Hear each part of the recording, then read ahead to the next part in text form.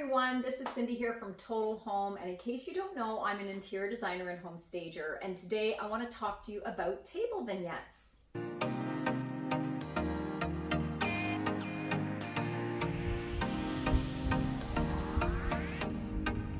So oftentimes in my consultations, I'll comment on creating a vignette, and often people ask me, what is a vignette? And simply put, it is a collection or group of items, usually seen in odd numbers like 3 to 5, that create a scene on any given surface. So today, for example, I've already created a 3-piece centerpiece or vignette for a dining table.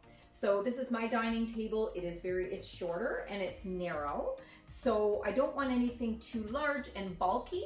My table happens to have a glass top with a pretty prominent base. So the base itself adds a decor aspect to this table. So this vignette is pretty simple, but let me show you another option for a 3-piece vignette. So here's another example of a simple 3-piece table vignette.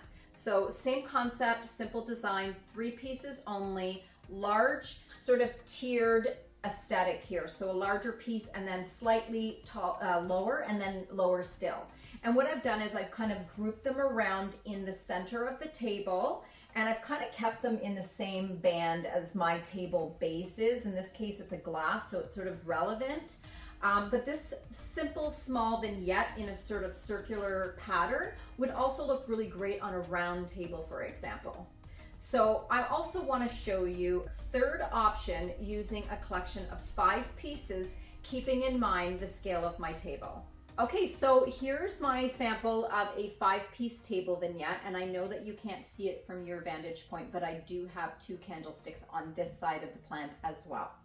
So as I noted earlier, my table is both narrow and short. So I strategically chose very streamlined pieces that don't occupy a lot of table surface for this particular 5-piece vignette. So I've got my central plant, and then I've tiered a couple of very narrow candlesticks to create a larger grouping on this table and to hopefully expand your eye out a little bit. In this case, I did keep all the pieces fairly close together, and I kept them also very narrow in the table, so it felt like I still had a decent sized table all around it on all 4 sides of it. If you happen to have a larger table, for example, you can choose obviously bulkier items that take up a little bit more surface space. You can also spread them out a little bit further on your larger table, and you can also kind of create a longer vignette by spreading your objects out, along the length of the table as well, to kind of get more substance on your table. The other thing that I wanted to point out to you with this particular vignette is that I chose all of my core center pieces, which are all my plants, and I chose them at a specific height because I wanted to also factor in the chandelier. So my chandelier happens to sit lower, closer to the table. So my grouping works, but I do have distance between the top of my plant and the bottom of my chandelier.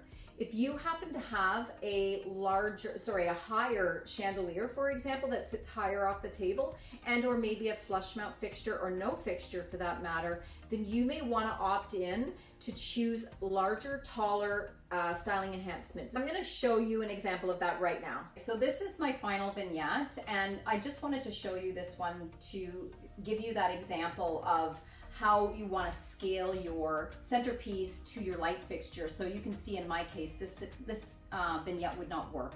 The vases are much too tall, and the stems, adding the greenery, again, just surpasses my fixture, so not a great option. However, this type of vignette would be beautiful if you happen to have no ceiling fixture, something maybe like a flush mount, or your fixture happens to be higher up.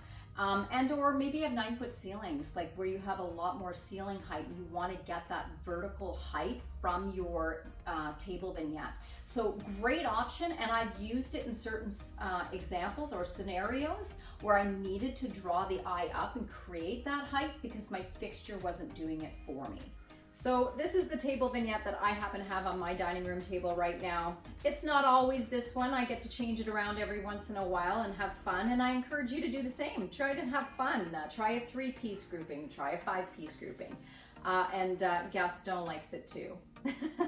Well, I hope the video was great, that you enjoyed it, and if you did, we would really love your thumbs up. And obviously, if you think that there's a family or friend that might benefit from this video, we would love it if you would share it.